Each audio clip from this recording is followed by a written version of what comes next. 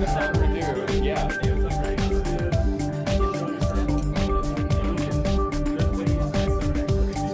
I don't know. I mean, if someone is really paying $10 to like rust in their yard, it feels like at that point they have committed themselves to not.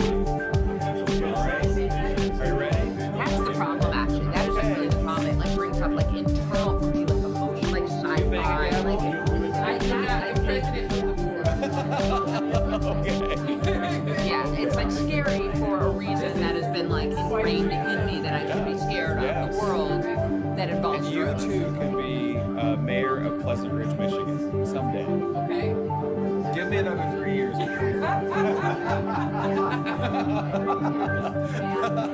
least 3. Just 3. That's all I ask. All right.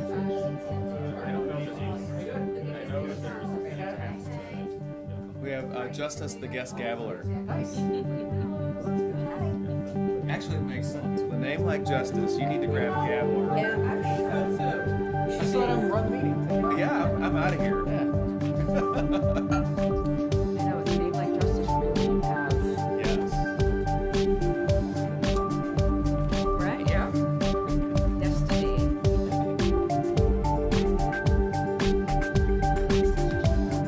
That's it. It's just us.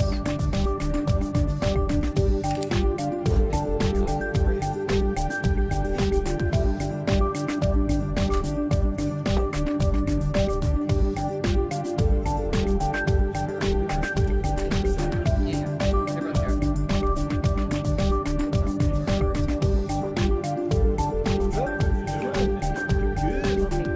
Sun is shining. No, but we got out the rain, which is great. Bringing up your tan already. I know, and by the way, I really not never tan, but I just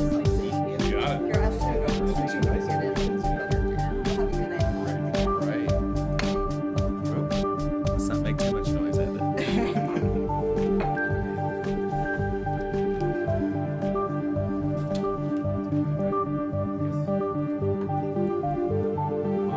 Today we have guest gaveler, Justice.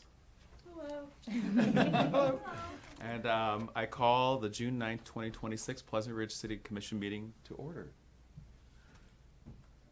Oh, Yeah. That's better than me. Excellent. all right. May we have the Pledge of Allegiance? Pledge allegiance to the flag of the United States of America and to the republic for which it stands, one nation, under God, indivisible, with liberty and justice for all. Let's have a roll call. Mayor Scott, Here. Commissioner Budnick, Here. Commissioner Lenko, Here. Commissioner Perry, Yes. Commissioner Schmier. here. All right. Any items that are not on the agenda? Yes. Okay, I'll be brief.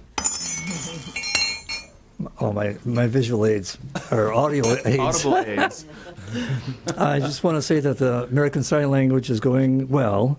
It's a small group. Everybody's welcome, free. Number two, storytelling is doing really well. And this is storytelling in sign language. Nice. Number three, mosquitoes. There was a gentleman here a couple months ago talking about he wants to reduce the mosquitoes. I can't remember, but I went on the internet and found out a way. I accidentally found a way to get rid of mosquitoes. And they said to just put copper in your bird bath and it's supposed to get rid of mosquitoes. So I did this. I tested it out. I had 2 containers with mosquito larvae in both.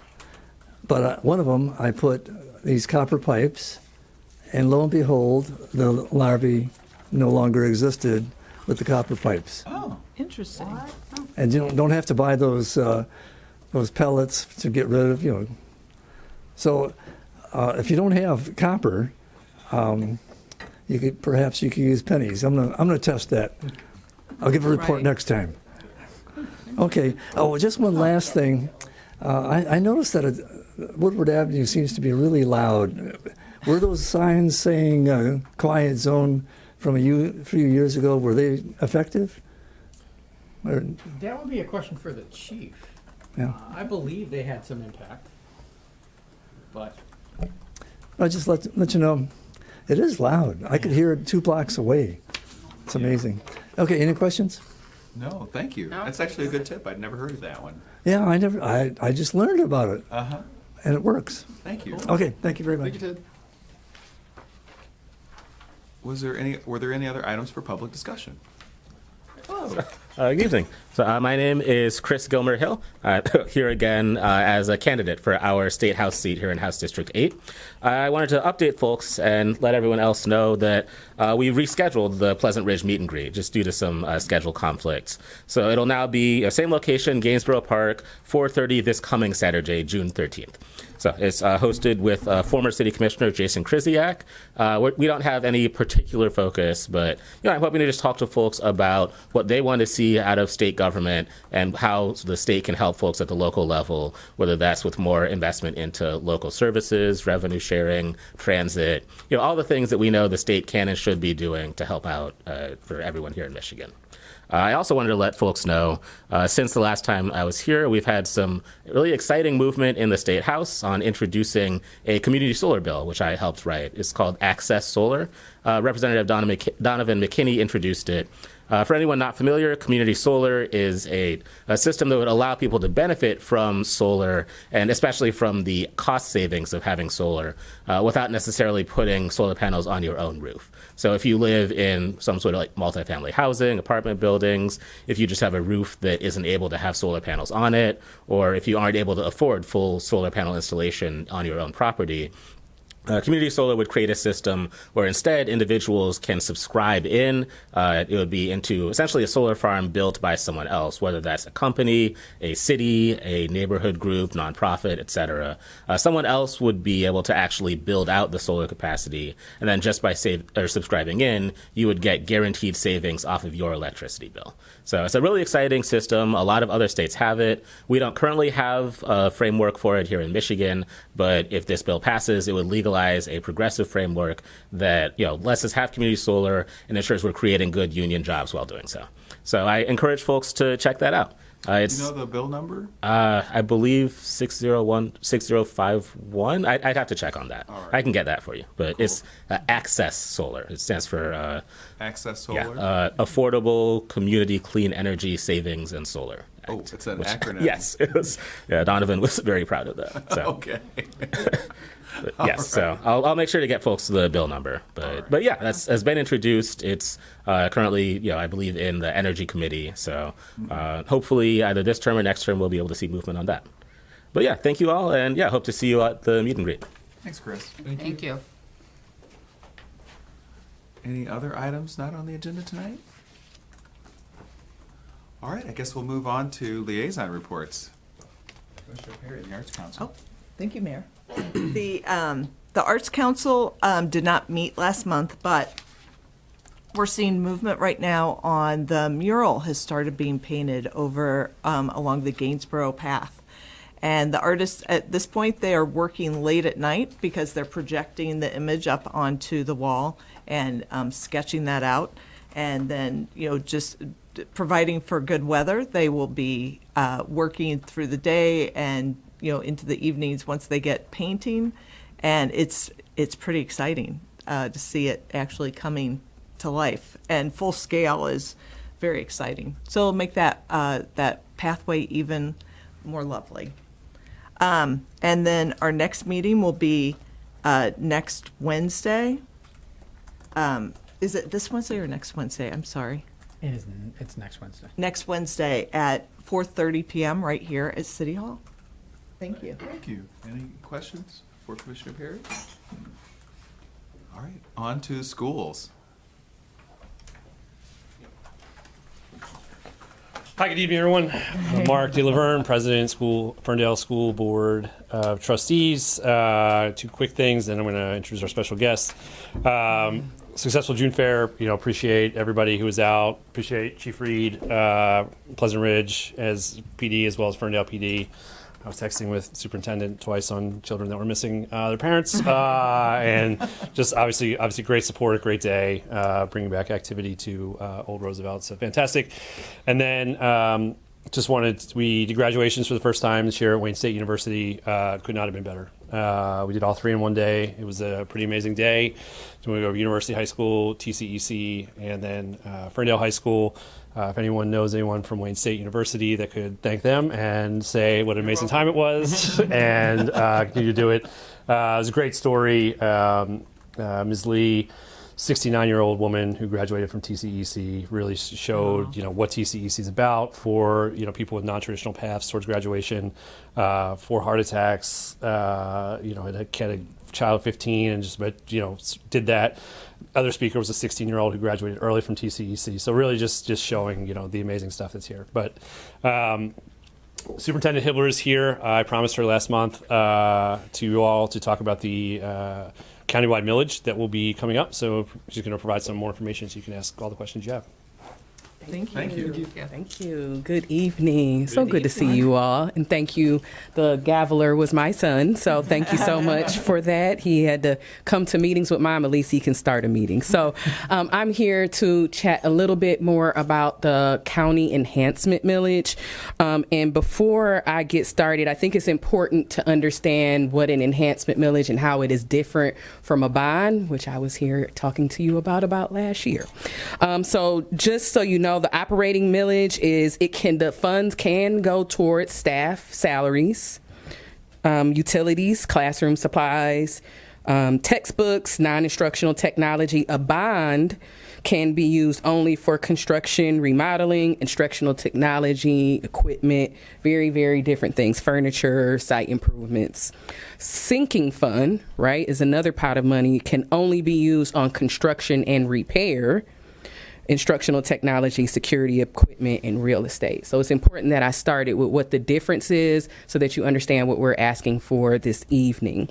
So the countywide enhancement millage will be on the August 4th ballot, okay, which is election day, and we will be asking for a 1.5 mil increase over the course of 6 years.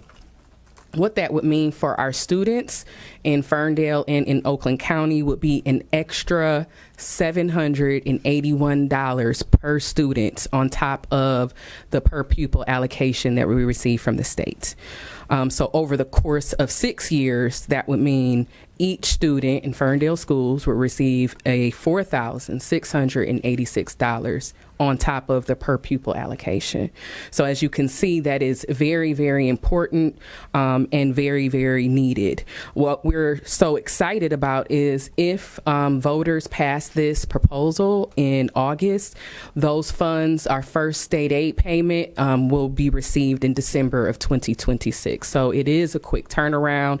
Those funds will be received within the 26-27 school year and for the 6 years following. The enhancement millages are not new. In fact, Wayne County has passed not one, not two, not three, but four. Okay, so that means that Wayne County students, on top of their per pupil allocation, are receiving about $400 more than what Ferndale students would be receiving. This is not just about what our needs are. It's about competitiveness. We want our district to be competitive as far as salaries for our staff. We don't want to lose our staff to neighboring counties. Macomb, literally every other tri-county county has an enhancement millage except for Oakland County. So it is really important for us to stay afloat for a number of things. So just a very quick cost estimate. So if you hear 1.5 mil, what does that mean? So if there is a household that is worth $200,000, that's a taxable value of about $100,000, which would mean with a 1.5 mil increase for that home, it would be an additional $150 per year. So double that if you have a $400,000 home, et cetera, et cetera. I am going to give a website in just a bit where there is an actual tax calculator, so you can see what that would mean for your household. We think that it is a worthy investment in our students. So what would Ferndale Schools do with the funds? Number one, staff retention and raises. We have to ensure that we have high quality educators in front of our students. We want to ensure that our Ferndale staff feel valued as they are, and we would ensure that it would be first directly going to staff retention. We are in an interesting time right now, so we do need to stabilize the general fund budget. That will be important for us. Maintaining staff-student ratios, enhanced student wellness supports, as well as we can't not talk about safety. Of course, we would increase our safety initiatives and strengthening district programming. So those are very general buckets. I hope that you understand that these are absolutely negotiated funds that we'll be talking with our groups about, but they will go directly to our staff and ensuring that our students have everything that they need. So that was an extremely fast overview, but I will be very happy to answer any questions that you might have about the enhancement millage. Oh, I just remembered one very, very, very important thing. So the way that it works is as long as 51% of Oakland County students vote yes, which translates to Residents, not students. excuse me, residents, sorry, they can't vote. Residents, 51% are represented, then everyone would pass it. Okay, so that is code for our larger districts like Troy, like a Novi. You know, if they have essentially those larger districts can get it passed in their areas, then all of Oakland County districts would receive those funds. Okay. I have been asked this question, so I'm going to say it early on, is that yes, any Oakland County Public School Academy, so a charter school, they would receive the funds as well. So it would be public schools as well as public school academies. Now I am very happy to answer any questions you have. Does anyone have questions? Yeah, Mayor. Please. Thanks for all that. Of course. Could you expand on what type of help would be offered for parapros and those that are like teacher aides, folks like that, in terms of like the support staff for the teachers? Absolutely, and I would love to get as specific as possible, but we are literally in the middle of negotiations, and that is one of our negotiated topics. So my response is going to be a bit general, but what we have been thinking about is investing in para trainings, right? We want to make sure that those who are most directly supporting our students, oftentimes with the most special needs, they do need the additional training and support. We would be happy to, of course, there are a number of clauses that we are talking about in our negotiations right now that if this passes, it could absolutely mean an increase immediately for their salaries. So the paras would be included in the staff, all of the retention efforts that we would be doing for teachers, that would apply to paras as well. Thank you. Quick question. I'm just like the distribution of funds. So it's at the county level. Yes. So then are they just like The looking ISD at is the pass-through. counts per? Okay, and then it's just going to be so like The funnel it. like the bigger districts aren't going to get a. No, they're they going wouldn't. to get a bigger amount, but like it's still going to be proportional. It will be proportional. Yes, Okay, that's a great question. Yes, so just because you're in Troy doesn't mean that your students would get more per pupil. It will still be an Okay. equal percentage. All right, Yep. because like Chris Gilmer Hill just brought up like the state revenue sharing, right? And it's like it goes into the mothership and then Right. kind of gets distributed out, Yep. and then those ratios change over time. No, So- no. It is very, very clear. Same amount over 6 years to the districts. So for what that would mean for Ferndale schools is that it would be an additional about $1.7 million per year for 6 years. Cool. Thank you. Of course. Oh, I just wanted Yes. to add, June Fair was awesome. Oh, great. And the volunteers and everything. It was wonderful. it was It just beautiful gets- weather too. And Great day. We had a blast. Thank you wanna so throw that in much. there, but Thank yeah, you. perfect night. Thank you. It might be good to reiterate why this request is different than the most recent request. It's Sure. because of the different buckets of money and how it can be spent. Exactly. Yes, it's different buckets of money. So the money that we pass with the bond those dollars are strictly to what we sold the bond for, which was the middle school and high school enhancements, to the building, to the infrastructure, period. We cannot touch that money in any other way. The reason why right now, I think that we are all aware of some of the things that are going on, not just at the state level. I was actually in Lansing for Advocacy Day today. But we are just simply not getting the funds and enough funds that we need from the state or the federal government. And this is just really important. We're starting to see it is just a need for our students and some of the needs that we're starting to see that are different from what we've seen in the past.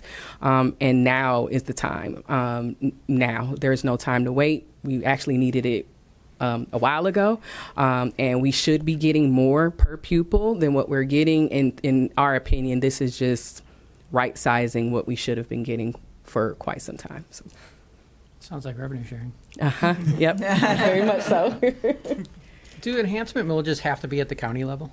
Is that the authorized vehicle for That's it? my understanding. I've never heard of like a school district doing an enhancement millage. That'd be great. We probably would have if we could. So. Right. Yeah. Because I'd be curious if we'd be a donor district or not. I mean, probably not. We are currently not a donor district, but if it were in those terms, it's a great question. I personally have never heard of it. I'm pretty sure it has to stay at the ISD. Good questions. Thank you, guys. I'm quite sure Pleasant Ridge will be a donor community, but overall Yes. for the Right. Ferndale district, Right. it probably levels out. Right. We hope that our voters are informed. It's very important that everyone is informed, and we just hope that we get a great turnout on August 4th. One more question. Yes, absolutely. Hi. Thanks Hi. for coming. Of course. And yes, June Fair was so much fun. It's so hilarious to see just I the know. chaos that day. It's chaotic. It It's is. chaotic fun. It is like overwhelmingly joyful. So, we're just at a town hall for Representative Helena Scott, Yes. and we were talking about sort of all of the issues up in Lansing that you guys get squeezed by and everything, and some of the things that they're fighting. We were talking about the funding for meals and Yeah. everything for the kids, and that will this help with some of that funding? It could. Okay. It could. I will absolutely say that. I will say that today that was a very specific question asked of legislators, and from our understanding, the words that were used was, we will be good with school lunches. And that's what I heard. They were saying that that is something they are very focused Very on figuring focused out on. how to make that work. So were you saying, will it be a countywide website, or are you guys going Yes. to have Yeah. one? Yes, thank you. Okay, are you ready? All one word. Okay. Oakland Enhancement Millage.com. Okay. Oakland Enhancement Millage.com. Okay.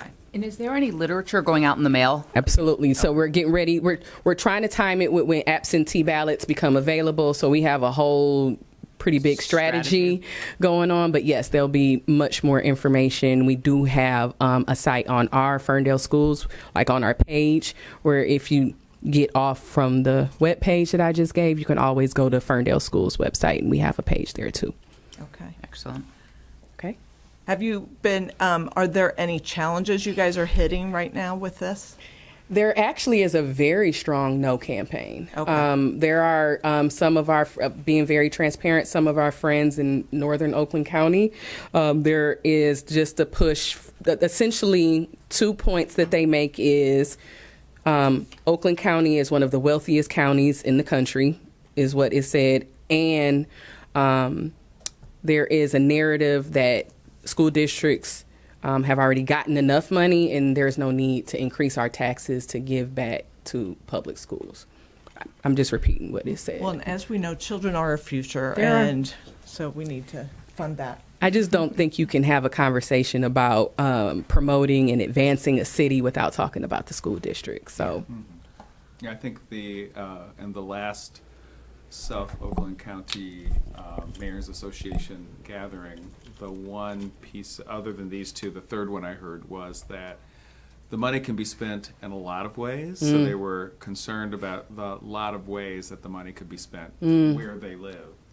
So the concern wasn't so much about Ferndale; it was Right. about 100%. other places, Of course. and what they Of might course. spend the money on. Yeah, there was we had a research firm do some like cold calling, do some research to see like what voters were, what was most attractive to the voters that were cold called was if the dollars were spent towards salaries. So they want to make sure that teachers are paid what they need to be paid. They want to be sure that we can retain quality teachers and not lose them in the competitive market that we live in. So we always start with that is where the funds will go. But to be honest, there's plenty of places that there's needs within a school district, including all salaries. So, I think it's an interesting take. I will just say that. But the No campaign is getting a little bit louder. We're just trying to make sure that we are sharing how it would impact and what it would mean for our students. And it's really difficult for me to say $781 per student, and that should have a reaction for people. That should make people kind of, oh, that's good. So hopefully enough people feel like that on August 4th. And yeah. So my wife is a teacher in Macomb County. Probably a district that probably has a lower socioeconomic baseline than Ferndale. And I know Macomb County teacher salaries are higher than Much. what I've seen in Oakland County. Much. And I believe Wayne as well. They have enhancement millages. Right. So Yep. is there data? Because, Oakland County course. is one of the wealthiest counties in the country. But from what I've seen, Oakland County salary- teacher salaries are not competitive It's with. at all. It's not even in the same conversation. So it's very interesting that there's a perception that we're the wealthiest county because our countywide salaries there's no comparison, especially with Macomb County. So just want to stay competitive and give our kids what they need. Thank you for your time. Thank you. Thank you. All right. Commissioner Lenko, planning. Thank you, Mr. Mayor. So we did not meet last month. It's a commission that meets quarterly, though I'd direct everybody's attention to the agenda. Points 9 through 12 are all DDA Planning Commission related. So especially Mark, thanks for your help on DDA. And we're about to get to work. So I guess months and years of work coming to fruition right here. So pretty awesome stuff. And then I think it's July 23rd. It's the fourth Monday of the month in these chambers at 7 p.m. So that would be the 27th of July is when we meet next. Thank you. Thank you. Commissioner Schmier and the Historical Commission. Thank you, Mayor. The Historical Museum will be open on not this Saturday, but the Saturday after, the 20th, from 10 until noon. So they just replaced the stair leading up to the museum. So now come visit and you don't need to worry about falling. A beautiful new stair. Very nice. They are actually working on something very exciting that's going to start being rolled out in the next couple months. I don't want to spoil the surprise, but keep an eye on social media. Hopefully there will also be some e-blasts and things like that. But there is an exciting thing happening. So again, museum, the 20th, please come by. And if anyone ever wants to come at another time, just shoot an email to myself or to the Historical Commission and they can work that out. That is it. Thank you. Thank you. Tell us about the Rec Commission. Love to. Thank you, Mayor. Commissioner Budnick. I did check out the historical commission, or the historical. The new stair? I checked out the stair, and you'd be pleased. The rise and the run was perfect. Oh, I mean- My foot fit. Oh, that's the question. How did your foot fit on the stair? Did you measure it? Yes. I did. It was just all. Did it have a historical anecdotal. feel? Did it feel? It felt great. Okay. And I took one of my daughters in there, and we had fun checking out both the old house on Wellesley and the house we're in now and all. And it was fun. Good. The, And the folders were. My folder was pretty empty, so we're gonna see if we can change that. well, that's what I was Yeah. going to say. So the next step is to come back and to bring things for the folder, either in person or you can also email it. Okay. So. Good deal. All right, on to recreation business here. So summer is off and running, I'm sure. Miss Scott back there, is feeling that. So first and foremost, we have Pride Swim is coming up tomorrow. And that's 8 to 10, rain or shine. Hopefully, we get this rain business out of the way. Yeah. And that's 8 to 10 p.m. We So always say, no glitter in the pool, please. And this event is for ages 18 and up. So Mayor Scott, you'd be okay. You can make it. No registration is required, and guest passes can be used for this one.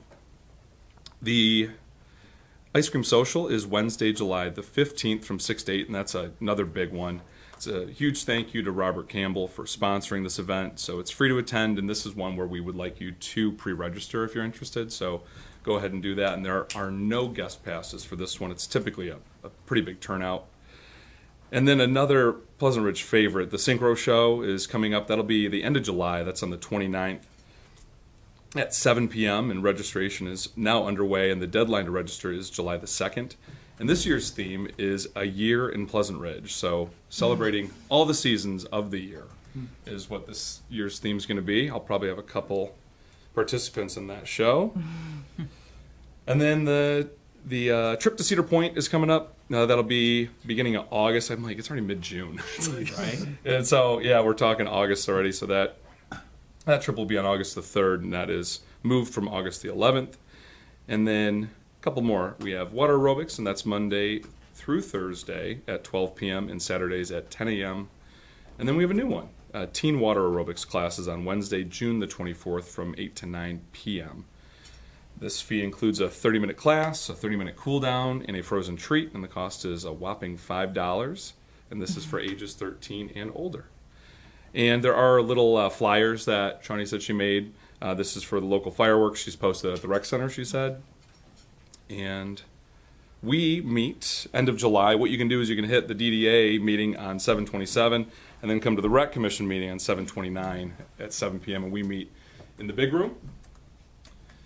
And that's all I have. All right. That's awesome. And it's Shawnee's birthday today. Oh, so if yeah. you see her Of course. sometime this week, just wish her a happy birthday. Thank you. Of course, she has a summer birthday. Of course.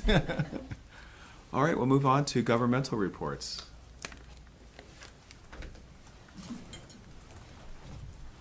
Good evening. Good evening. Just have a couple quick things. First one, has the Ridger come out yet? I don't know if it's been published I yet. don't think so. No, that comes out in July. Okay. So in the Ridger, we asked to have something put in. We were getting people calling, wondering about e-bikes and scooters and the legality of riding in the road versus the sidewalk. So we put together a nice little fact sheet on what you can do. Just give you a real quick update. So the bicycles can be on the streets, the bike lanes, the sidewalks. No age rules required for that. The e-bikes can also be on the streets, bike lanes, sidewalks. But the riders under 18 need to have a helmet. The other thing is the e-bikes have to have working pedals and an electric motor under 750 watts. I don't know that I'm going to be able to see how many watts are on that as you're riding down the street, but we'll leave that up to the officers on the road. The electric scooters also can be in the streets, the bike lanes, and the sidewalks. So that was the big one that came up recently, was whether the electric scooters could go down the sidewalks. The big thing on all of this is everything has to yield to pedestrians. So if they're on the sidewalks, have to yield to the pedestrians. And then we talk about the mopeds. Those are for the street only. Those have to be registered. You have to have a moped license. There's all kinds of stuff with that. So look for that in the Ridger, but that should be on there. So any parents that are wondering exactly what the helmet regulations and where kids can ride, got that. Just from my aspect, I have stopped kids and I said, well, technically you can ride on Ridge Road with all the traffic from the freeway. Probably better to ride on the sidewalks for right now on Ridge Road. Second thing, not so much for Pleasant Ridge residents, but I'll just throw it out for everyone. The officers with all of the traffic up at 10 and Woodward are encountering something that we get on a numerous times a day when we're making traffic stops, and that's everyone saying, but my GPS told me to turn here. Just a reminder that Google Maps is not going to pay your ticket when you turn the wrong way on the one-ways. We had multiple people, still continually, even today, had multiple people turn wrong way on a one-way because the GPS is telling them to turn. The one from the other day, the GPS told them to turn eastbound 10 Mile to southbound Main Street, make a right-hand turn. So in no way, shape, or form has that ever been able to happen. Maybe 1980, I don't know how it was set up then. But so just keep in mind, look where you're going, make sure the signs, you're reading them. Mayor Scott, you may like this one. I actually had a guy the other day that made the prohibited turn at Oxford, and he said, I apologize, I completely did it, but it was autonomous. I was letting it drive. So that was a first for me. In 26 years, I've never had that where the car made the prohibited turn, and well, he still has to be in control of it. But Yeah. I did actually let him out of the ticket on that one. So other than that, the last thing, second to last thing I'd like to cover is, I know I've said it numerous times, but if you see something suspicious, call us. If there is something that you need to call us for, call us. You don't need to send the email to the city manager or the rec director or something talking about something that happened 2 or 3 days ago at the park. Call us. Call us instantly. We have officers that will get out there and take care of the issue right away. We can't do anything 2 days later if we don't know who it was. So just call 541-2900, hit 1 for police dispatch. You'll get that dispatcher, and you'll have an officer on scene within a minute or two. So please do that. And as always, it is summertime. We have people walking up and down at night. Lock your doors, lock your car doors, lock your house doors. And that's all I have for you this evening. I'm here for any questions you may have, though. I actually do have a question about the electric stuff. Is there a speed? Haven't I been reading recently something about speed, like under 20? I don't know if that's still being. Electric scooter is simply safe speed is required.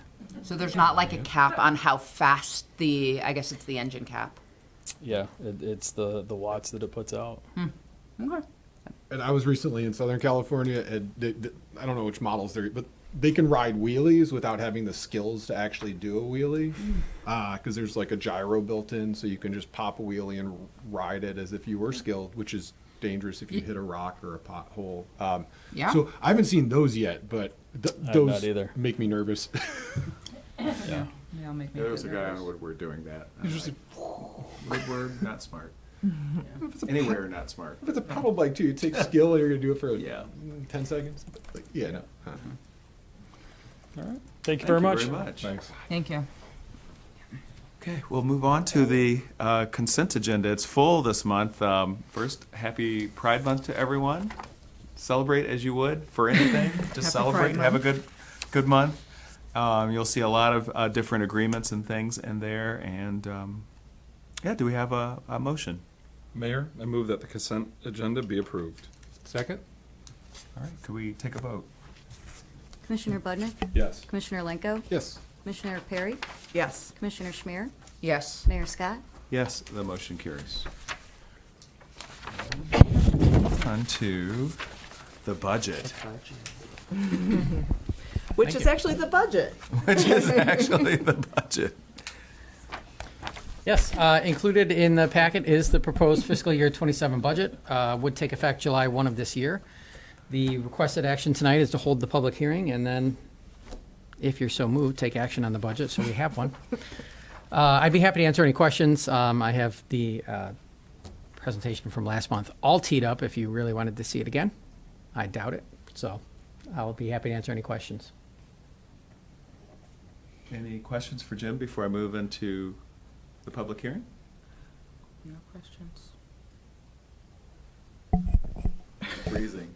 I know. I don't have questions as much as a comment. And, it was nice. We got one of the residents, Kevin McCoy, wrote in, who is very familiar with city budget type documents and things like that, and was very much, complimentary of the document and how, because it is, even for people who aren't very fluent in municipal budgets and things, it is something that's they're very easy to digest, and the letters that you write and the memos are extremely helpful and they also really help tell the story of the city and what the priorities are. And so thank you, because every year it's like that is the part that's really enjoyable to read in the budget, because you sort of feel like, okay, it's a marker of what we've accomplished every year. And the different challenges, that we've all faced going through COVID or going through, economic ups and downs. It's an interesting tale that it tells. So don't hesitate to dive in. It is very much written in a way that it's a fun story. So thank you. It's a breezy read. Yeah, it's a breezy read. All right. I will call the public hearing to order. Ooh, quiet. Anybody? All right. I will close the public hearing, and we'll take a motion. Mayor, I move the fiscal year 27 budget resolution be adopted as presented. Second. All right. Could we take a vote? Commissioner Lenko? Yes. Commissioner Schmier? Yes. Commissioner Budnick? Yes. Commissioner Perry? Yes. Mayor Scott? Yes. The motion carries. Yay, we have a budget. All right. Thank you. Yeah, thank you. All right. Let's talk about short-term rentals. Ordinance 451. Yes. We have two ordinances which are tie-barred, but will be considered separately in order. There's a short-term rental zoning ordinance and then a short-term rental licensing ordinance. The zoning ordinance is 451, and the licensing ordinance is 452. The licensing ordinance is in the city's general code of ordinances and does what it sounds like it would do. It establishes requirements and procedures to license a short-term rental. The first ordinance for consideration is the zoning ordinance, which establishes where short-term rentals are a permitted use going forward. And that will be in the multifamily residential and commercial zoning districts, which are along Woodward. The existing legal short-term rentals will be able to have non-conforming status as long as they apply for and obtain a short-term rental license within, I believe, 90 days of the effective date of the ordinance. Currently, any rental in the city must hold a landlord license. So anyone who is renting out their house or using a property as a short-term rental without a landlord license currently is not a legal use and will not qualify for non-conforming status under the new ordinance because they were not legal to begin with. So we will send letters to all registered landlords who are licensed to operate rental properties in the city currently, informing them of the ordinance's passing and their ability to apply for the short-term rental license to continue using it as a short-term rental if they can prove that they have used it prior to the enactment date of this ordinance. So existing licensed existing short-term rentals that hold a landlord license can continue in residential districts. So that is the summary of the zoning ordinance amendment. I will go through the licensing ordinance. I guess I could do it now, or we could wait until after the public hearing and action on the zoning ordinance. Why don't we do both together that way? Okay. So the licensing of the short-term rentals will be annual. It's a non-transferable annual license issued to the operator of the property. There are submittal requirements within the ordinance. Operational requirements: occupancy is limited to a maximum of 2 adults per bedroom with total overnight occupancy of not more than 8 people. Quiet hours from 8 p.m. to 7 a.m. The ordinance explicitly bans annoyances like fireworks, open burning, including recreational fire pits, subletting, commercial events such as yard sales at short-term rentals. The owner or a designated agent must be available 24 hours a day, 7 days a week to respond to any complaints that arise. Parking, recreation vehicles, tents, similar vehicles are prohibited at the property. Parking must not block emergency vehicle access, impede egress on any street or alley, encroach on a neighboring property or the sidewalk. There is a required posting where operators must post a printed notice in the unit with all of these operational requirements. They also must be included in any online listing or advertisement. And there are enforcement standards in here as well. Last month, the City Commission authorized moving forward with Granicus with a short-term rental monitoring service. We are also going to use them for complaint hotline and enforcement, so they can assist us with getting letters out and handling follow-up on enforcement. But they also have a tool that crawls, I think, 60 short-term rental listing sites and identifies any that pop up. So that'll be our primary way of identifying anyone who advertises a short-term rental that's not licensed, so we can follow up and bring them back on side. I'd be happy to answer any questions on either of the ordinances, either now or after the public hearings. Are there any questions now? So, Mr. Mayor? Thank you. So the biggest, through all of this process for months and months, people have been coming forward, and, a lot of people have really do not want them in our city. And I know the Planning Commission worked hard and the City Commission to sort of work to limit them because I know, I will speak just for myself. I personally feel that this is, we are zoned residential, and that this is a business that is being put into to the city, as a neighbor. And the hardest thing, and the city manager and our city attorney worked hard to help us understand that the legal nonconforming, is that the right way to say it, was something that we have to work with because of just legal pushback that we will get, lawsuits and things like that would probably happen. So Would happen. Dearborn Heights is in the middle of a lawsuit because they tried to ban Just these wipe as a it blanket clean. use and wipe it clean and without any non-conforming provision. yeah. And they're in court. Well, and I appreciate you pushing back. I mean, there was a lot of discussion around that because and I think we've gotten to a place that it feels pretty good and I'm excited because you guys are going to keep looking at it. Keep a close eye on it with the Granicus and just all the tools. And I appreciate all the work. I think, I want everyone to know, we pushed to keep it as limited as possible because I know, a lot of people are like, well, I stay at Airbnbs, but I don't want one next door. And it's like, which is totally right. But we shouldn't be putting one next door to anyone if, has sort of been our feeling. So anyway, I think we've gotten as close to that as we can. And I appreciate all the work that everybody did on that and diving into it. That's all. Thank you. All right, I will open the public hearing on ordinance 451. Yes. Oh, go ahead. I just want to know how many rentals are there in Pleasant Ridge? Sorry. Roughly. I don't know offhand, just in terms of licensed landlords? No. It's about 33. Yeah. Kirsten looked up today. Yes, please. Oh, yeah, Tom Wilkinson, 130 Maplefield. I just wanted to second what Ann said, that I had some conversations with several people, and really good conversations, and good, hard-headed, sensible, and I think we got to a really good place. I just wanted to thank Jim and the commission for the work on this, and the planning commission, so thank you. Thank you. Thank you. Any others? All right, I'll close the public hearing. Could we have a motion? Mayor, I move to approve the short-term rental zoning ordinance amendment. Second. Let's take a vote. Commissioner Lenko? Yes. Commissioner Schmier? Yes. Commissioner Budnick? Yes. Commissioner Perry? Yes. Mayor Scott? Yes, the motion carries.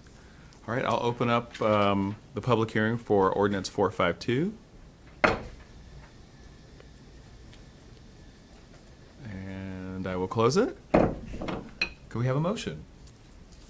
Mayor, I move to approve the short-term rental licensing ordinance amendment. Second. Can we have a vote? Commissioner Schmier? Yes. Commissioner Budnick? Yes. Commissioner Lenko? Yes. Commissioner Perry? Yes. Mayor Scott? Yes, motion carries. Likewise, I thank everyone that has worked on this over the last, I don't Years. know how long. It's been a while. It's been a When I was while. on DDA, we were talking about Yeah. ADUs and short-term rentals. That Yeah, was a while ago. 2017. Well, it's such a new form of a business, and so it is something that's mature, it's developing. I'll say not maturing, but developing and impacting, different types of cities in different ways. I mean, we see what places like New York are doing, or Traverse City, or wherever. It's like everybody's being impacted differently, and they're reacting in. Yeah, it's clearly a topic. If you lived on a lake community, for example, where it's almost impossible to buy a house because they're all being rented out. Investment properties, and yeah. becoming investment properties. It's a thing. So one of the things that has even been brought up in at the state legislature is we're employing the tool Granicus. It might actually make sense for the state to employ the tool Granicus or something like it, so that all communities can begin to measure this thing that's having some new impact. And it does impact this notion of affordable and available housing. So I'm really happy we landed on a good place here in Pleasant Ridge. And just two quick comments. Never miss an opportunity to point out the deficiencies of Michigan's broken local government financing system. But Granicus offers a tax collection tool as well for all of those places that allow you that are allowed to levy local taxes on things like short-term rentals. Michigan, of course, isn't, which is why we have to do everything through property tax, because it's the only tool available to us. But also, I did want to thank City Attorney Need for his work. Working on these ordinances as well. We gave him the night off tonight because I felt like we had a good grasp of the situation. But yeah, so Greg did a great job on these. He was great. He helped us. He slapped us around the list to know what we could not do. It is interesting to see a lawsuit's already emerged in the short time we've been talking about this. I don't think it's the last one either. I hear it's other not. communities that are just blanketing, the city commissions, city councils are just saying no. And unfortunately, their city attorney has to come back later and say, The budget, let's like- rethink this. Like So, the lawyers aren't free. Yeah. yeah. Well, exactly. also we see, since we've had the conversation in the last 2 months, we've seen both Birmingham and Hazel Park have real issues and then put this moratorium on short-term rentals. And I feel really good about where we landed, both in terms of protecting our neighborhood and our community feel, but also protecting us against possible litigation and things like that. And I do think cities, I think are going to be kind of looking at what we did as an example, because I think we did put together a really good thing. And again, we see it happening really quickly. It's dominoes falling, like what city's next that's going to say, like, hey, wait a minute, we need to address this. So I also appreciate that we proactively, we were a little bit ahead of the curve without these cities around us, which I think is great. Cool. Cool. All righty, let's move on and talk about accessory dwellings. Okay. This one has been 11 plus years in the making. But we went through the process with the most recent community master plan, and it was a little surprising to me, actually, how much support there was for accessory dwelling units as we went through that master plan process. So given that, one of the recommendations of the recently adopted city master plan was to enact regulations that will allow for accessory dwelling units. The Planning Commission developed these standards and held a public hearing at their April 27 meeting, and then recommended the ordinance forward to the City Commission. And so I'll give a quick overview of the accessory dwelling unit standards. In terms of approval process, in order to get acclimated to this and how it's working, the Planning Commission will be the approving body for the first 10 accessory dwelling unit applications, or until they get tired of reviewing them. After 10 applications, the Planning Commission will review the ordinance, the approval process, and recommend any necessary amendments to the City Commission. So this ensures that a public body will be experiencing the process and what we're seeing in terms of applications, and then be best positioned to, as a group, identify any changes that need to be made. When we get an application, property owners within 300 feet on the same street and property owners within 100 feet of the property not on the same street, so think neighbors in the backyard, will be mailed notice of the application prior to the Planning Commission meeting where the application will be reviewed. There are design standards that apply, including a 5-foot setback from any property line for the accessory dwelling unit, an 18-foot maximum height, The maximum height for current current detached accessory buildings is 15 feet. And these are measured to the midpoint of the roof. So a little bit of extra height for an accessory dwelling unit, because obviously it's a dwelling unit. So you need a little extra height for headroom inside. No part of any property containing an ADU may be used as a short-term rental, which is mostly moot now, but in case we get one of those existing properties that are being used as a short-term rental, they won't be able to expand into an accessory dwelling unit. Accessory dwelling units must have their own dedicated water service and meter. This is an enforcement mechanism for the city, and also a monitoring mechanism as well. And that one dedicated off-street parking space be provided for the accessory dwelling unit.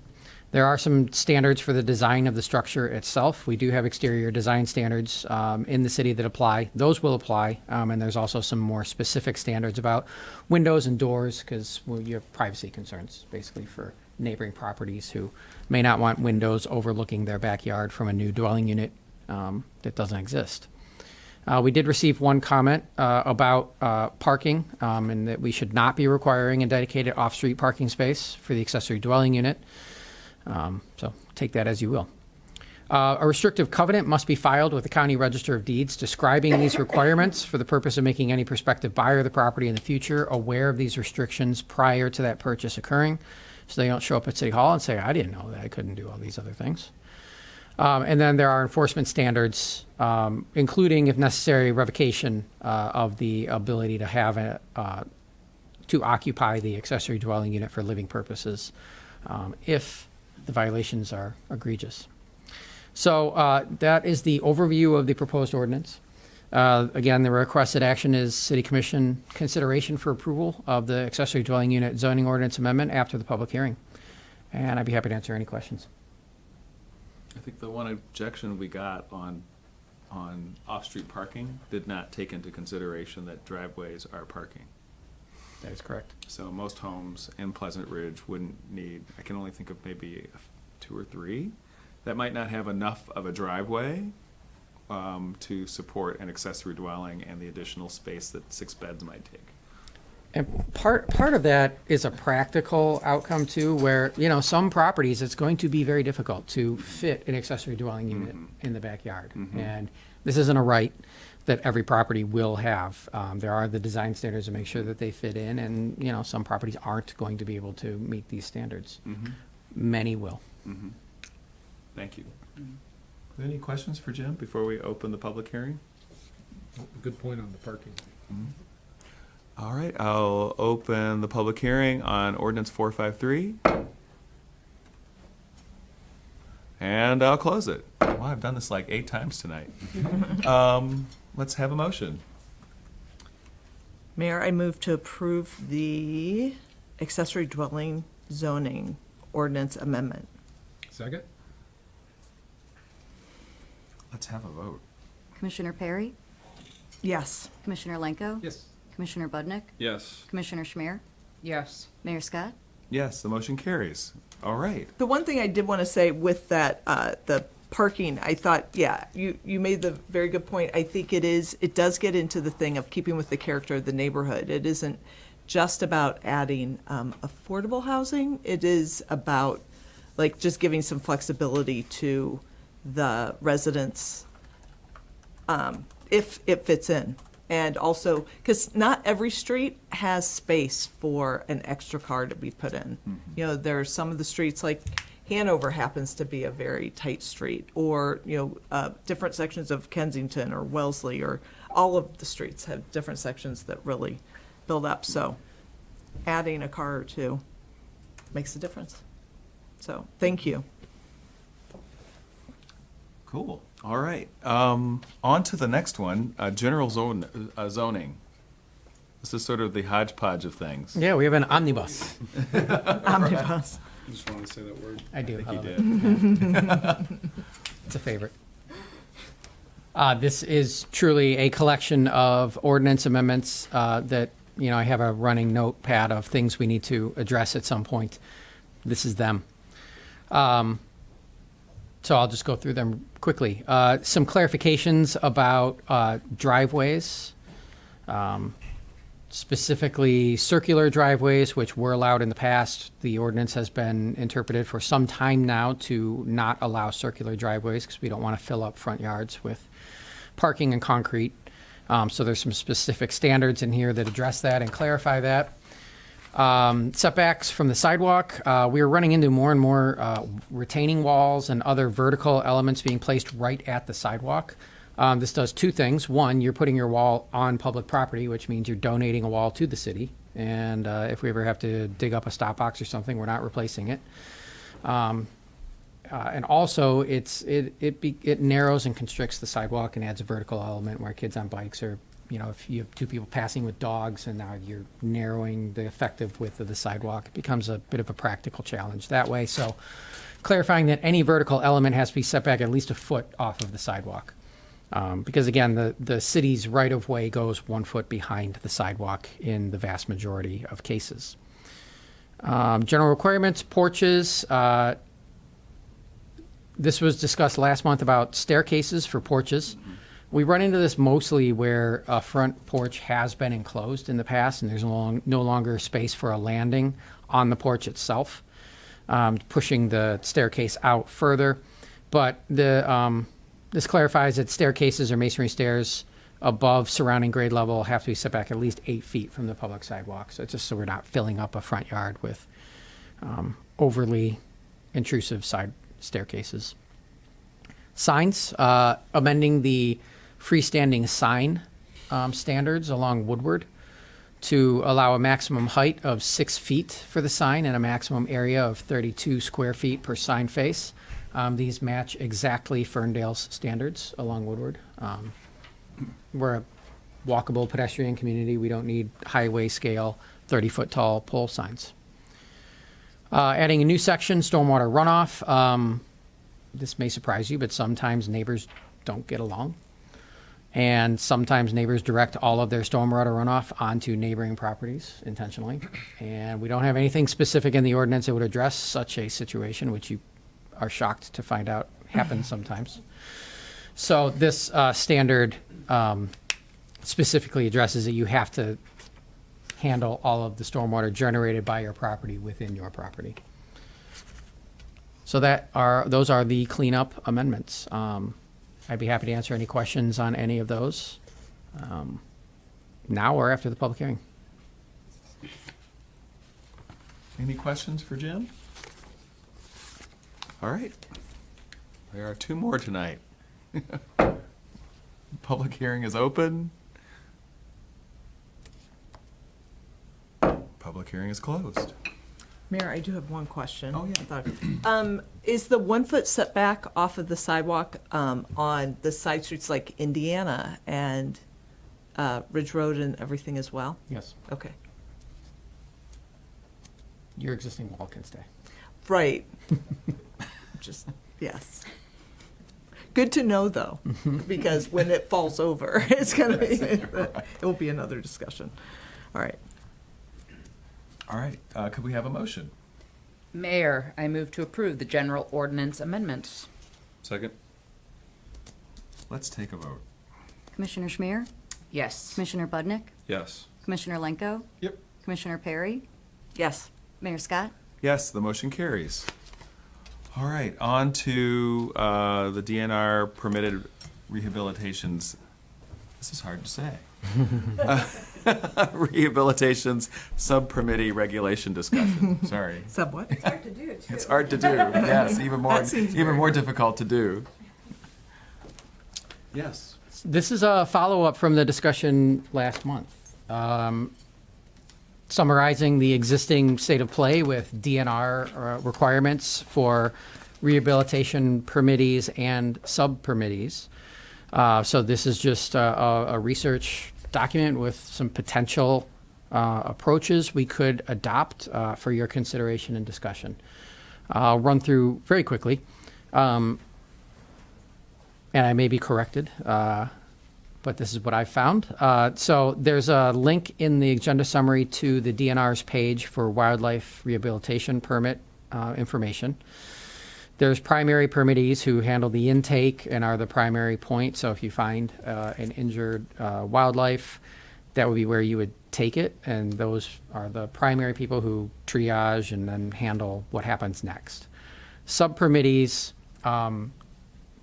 take the wildlife, the animals, from the primary permittee's location and then care for them until they can be released back into the wild. So I think any approach for Pleasant Ridge should focus on authorizing only sub-permittees. We don't want people bringing injured wildlife to a house, and Pleasant Ridge is the first point of contact. There's a little bit higher impact from a primary permittee location versus a sub-permittee. One consideration would be rabies vector species. So Michigan has some standards on rabies vector species. I'll call them RVs from this point. But they already prohibit rehabilitation of bats and skunks. There are also raccoons, foxes, coyotes as the remaining RVs. So we could consider whether we want rabies vector species to be allowed. Those raccoons, foxes, and coyotes, or, some, all, none of those as eligible animals to be rehabilitated within Pleasant Ridge if we were going to put standards together. Foxes, yeah. So local regulation concepts, some of the things that could be done. Again, primary permittee facilities probably should be prohibited. Determine what animals are allowed or prohibited. Could consider RVs, raptors, other specific species. If RVs are allowed, would additional requirements, so double-walled enclosures or vaccinated handler requirements, be included in the ordinance? A limitation on the total number of animals. You could put standards on mammals, birds, waterfowl, total animals, regardless of species. It's up for discussion. Enclosure requirements, any construction standards where enclosures outside of the house can be on the property, only in the rear yard, how large, 100, 200 square feet, maintenance and sanitary requirements could be considered. Operational requirements, again, public intake prohibited. That's a primary permittee activity. No public contact with any animal undergoing rehabilitation. We could require no exterior signage, which probably wouldn't be the case anyways. No change to the residential character of the property, compliance with all DNR standards and licensing requirements. Subpermittee must be owner occupant of the property. Neighbor notice versus neighbor consent required. Complaint resolution process, what would that look like? And then any enforcement standards. So those are just some of the things you could consider as elements to a regulatory approach for this. I think largely what we would end up doing would be relying on the DNR process. Once the person went through the process to be licensed as a sub-permittee, one of the steps would be us signing off on it and making sure as part of that they meet any additional local standards that we wanted to put into place if we wanted to consider such an amendment. So next steps are discuss and provide further direction. All right. Does anybody have comments on this at the moment? I know that there's at least one person that would like to speak. Yeah, there's probably more than one. Just a sec. Sorry. I'd like to hear from Okay. the people. Please. Please. Yeah. And then name and address. Liz Flager, 32 Woodside. As far as the rabies animals, because we're sub-permitted, those animals are already, we don't take sick animals. Sub-permits usually are taking babies and doing that. So they're already looked at by a vet. They're already checked out. So that's not something we would be dealing with. That would be something that the actual licensed rehabber would be doing. The state does not require a vaccine for anybody handling these animals. It is quite an expensive vaccine. It would be something that if I was the actual licensed rehabber, I might look into. But as everything that I get is already been looked at that way. As far as we're concerned, when the DNR comes out, they're checking for sanitation, they're checking for strength of the cage, they're checking for how you take care of the animals, how you feed them, how you know, what the interaction is like that for the outdoor cage. So, you know, I can understand wanting to have requirements, but I can tell you that the requirements for the state is high. It is not something that they do lightly. There's licensed rehabbers that get put on probation to have things changed up very quickly. In our case, when the DNR came out, he looked at our facility. He gave us the limit of animals for our cage, which was 5. I wouldn't want more than 5. And, you know, so that also is handled by the DNR. They are going to look at your structure and they are going to tell you, this is how many you can legally have here. So are there any other questions? I know my husband has a couple things he wants to say. I have a question, and I'm sorry if you already said this, but how often does the DNR come out and reinspect? So I am unsure because this is the first time I've been inspected. My understanding is that it is not yearly. Okay. That they will come out again, you know, in a couple years to check on it, and that the actual licensed rehabber, so Cindy for Motor City Possums versus the sub-permit. Okay, right, yes, the licensed rehabber. I'm not licensed, I'm certified. I would be certified. If this goes through, I will be certified. They are inspected yearly. I don't know if now that I have an outdoor cage, if I am also, I wouldn't know. I don't know. Okay. Thank you.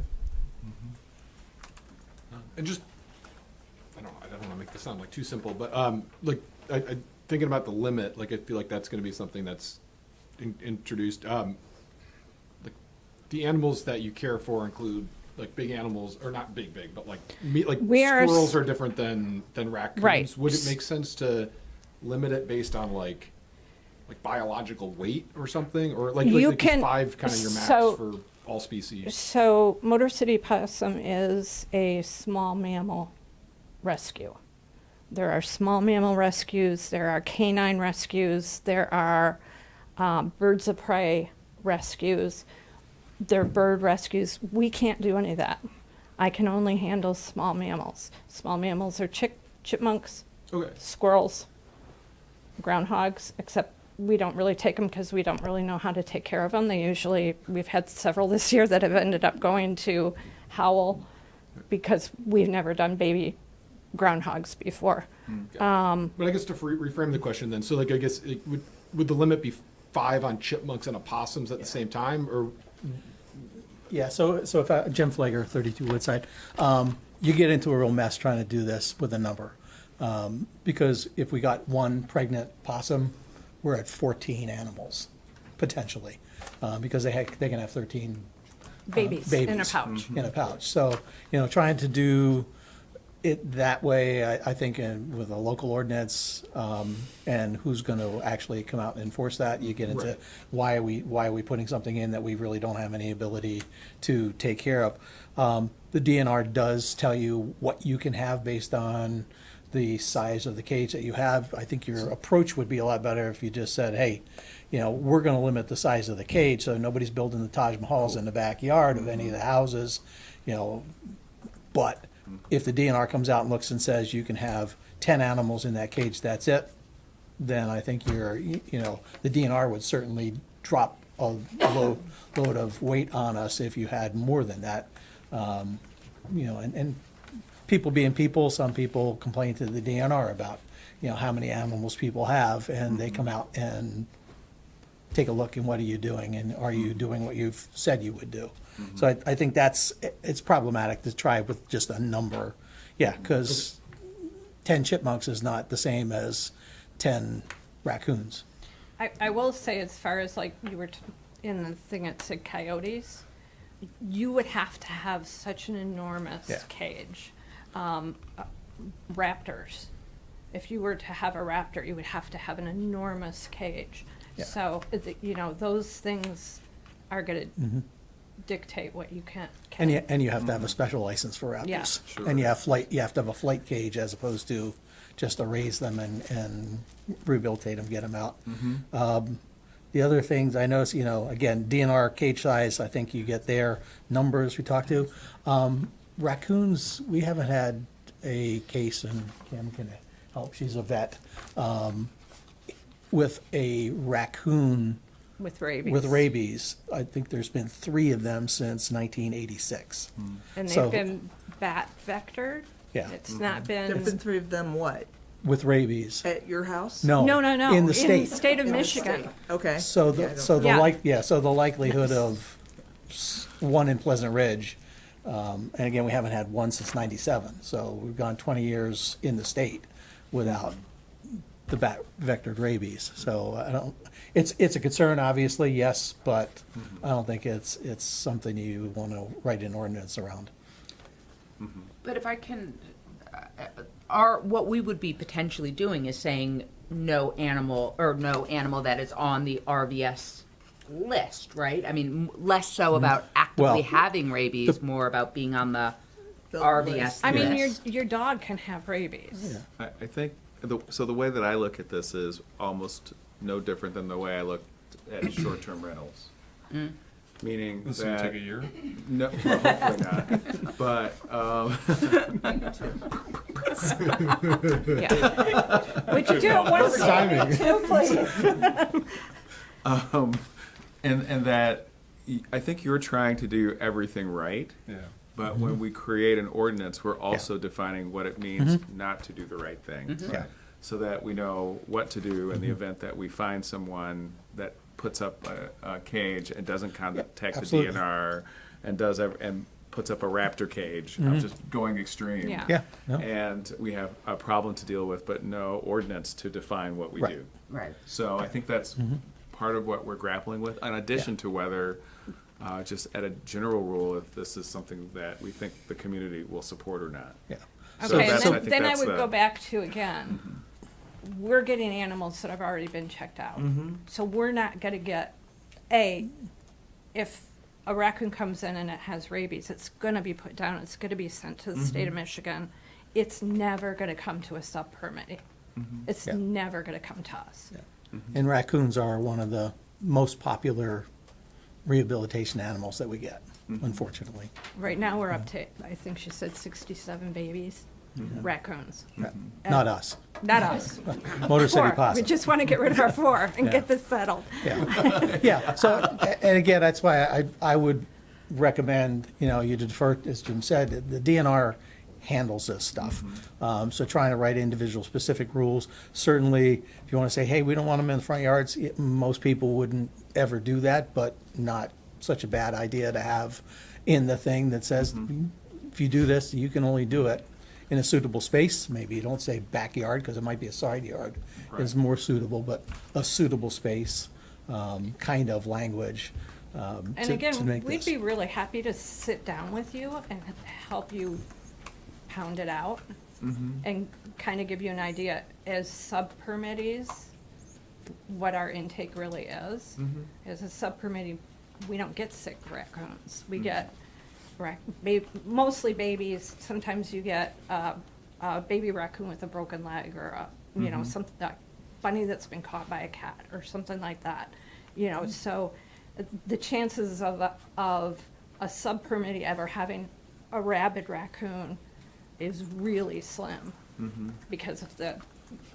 And I think, I don't want to speak for anyone else, but I think in the same way that we limit the number of dogs per household and other things, I think people are just, at least I'm personally thinking about how many animals do you want in a particular home environment? Well, and again, And all of those things. So for me, those are it's not even that it's might be rabid, it's that we have other rules in place that say you can only have 3. X number of, pets, and certainly not certain kinds of animals we don't call pets. So that's really the thing in question and then in my that would- mind. But it could be that others have. I other- agree with that. I also, to your point, do also want to have a conversation about cage size. Cage size too. So I actually think it's maybe both. Yeah, and what was the baby thing that they could have? So baby rat- possums have 13, up to 13 babies at one time. So if you said you could only have 6 animals, So if we get a dead opossum, what do you do with the 7? Right. we take the baby possums out and we raise them, and then they go to an outdoor cage, and then they get gathered back up, and then they get released somewhere else. So if you did that, it would mean we couldn't do baby opossums. Right. So, Or not a litter anyway. Right, Yeah. so limit the size of the cage, maybe defer to the DNR. Like if it's a non-compliant cage for the DNR, then it's out of compliance. Yeah. right. The other things, and then draw the line at perhaps small mammals, like that's already defined, so. Yeah, Raptors is a special license. There's a couple other ones that are federal, not state even, so, the likelihood of you getting And again, somebody Kim may doing it, have a Kim better idea might of what those are. Yeah. As a vet, but generally speaking, it's a pretty limited subset of animals that you're, in Pleasant Ridge, we're gonna deal with. So I think what Jim is asking for is direction. He's wanting to know if we want to go further with this or not. So I think that's really what's at hand. Do we want to consider creating an ordinance of some kind that supports this kind of, Kim, are there- Kim is a licensed vet and came today and inspected our area. So I'd like to give her an opportunity if that's all right. Sure, please. thank you. So I think it's important to remember that Sorry, these, name and address. oh, sorry, Kim Cox, 21 Hanover. Yeah. I think it's important to remember that these organizations and people like this are filling a huge hole in taking care of injured and orphaned wildlife. There really is no animal control or shelters that will take them, will rehab them. Even vets, most vets can't because you have to have a wildlife license. So these guys, all of it falls on their shoulders. And without them and organizations like the Motor City Possums and these volunteers, many raccoons and small animals would die painfully. So I've been to their place. I've seen their cage. It's real secure. It's well hidden in their yard by shrubs and trees. It's camouflaged. You can't see it from the street. You can't really even see it much from the neighbors. It's elevated so there can't be any rats burrowing. They're doing a great job. They're not domesticating the animals. They're not trying to turn them into pets. Exactly the opposite. They're giving them a successful chance of reintroduction. And it's my opinion that I think that we need to have something for that. As far as the rabies, there's never been a case of raccoon rabies in Michigan. Ohio is the closest they get, and there's a huge program where they drop rabies bait for the raccoons, so that stops that transmission. Skunks and bats are the #1 carriers in Michigan. Every year we do have rabies in Michigan. So last year we had a couple of kittens. We've had fox. We've had coyotes. We've had bats. We even had a horse at one point. So most animals, all mammals are at risk for rabies. Raccoons are probably the safest as wild animals because, again, it's not here. As far as my thoughts, as far as proceeding with only those, do it so that only people who have an open application with the DNR can even come to the city to ask for the permit or the certificate through the city. I think that would stop a lot of just backyard people who want to help but don't really know what they're doing. And as far as limiting the number of animals, I think it should be limited by what species. So like they say with the possums, 6 or 7 isn't going to do them any good. 5 raccoons, great. 4 or 5 squirrels, because that's basically 4 is usually what squirrels have. Then that allows them to take care of a whole litter without having to break up babies and find another volunteer to take care of them. Do you guys have any questions for me? No. Nope. But thank Okay. you. Well, thank you. Yeah. Thank you. Okay, what say you? I think, to your point, Mayor Scott, about writing, if we are going to do this, I mean, it sounds like everything you're doing is, if we are going to write an ordinance, it's to the standards that you are already, doing. But in changing things, we are protecting from people who are not going to do it that way, right? And so that's really where, if we're doing that, that is what we're doing to, maybe use you as the standard, but to prevent, people doing it incorrectly or, Well, and that's also what the DNR does. Yeah, well, and their first method of control is by requiring the city to do something. So it is limited by their requiring us to take action, as I understand it. They're saying they won't if you don't allow it. Right, exactly.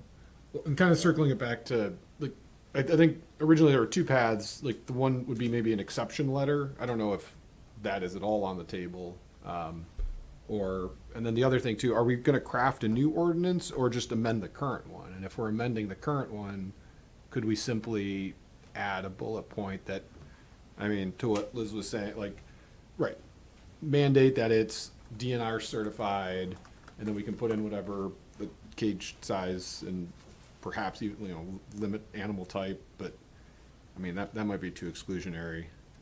Or things like a vet check. But right, like if you're running, what do we call it, a sub-processor, so underneath that wildlife section, put something like, with the exception of, unless you're a certified DNR sub-processor, certified sub-processor, and all animals have had a vet check, and then the cage size is limited to yada yada, and perhaps limit it to small mammals. That sounds like a whole ordinance.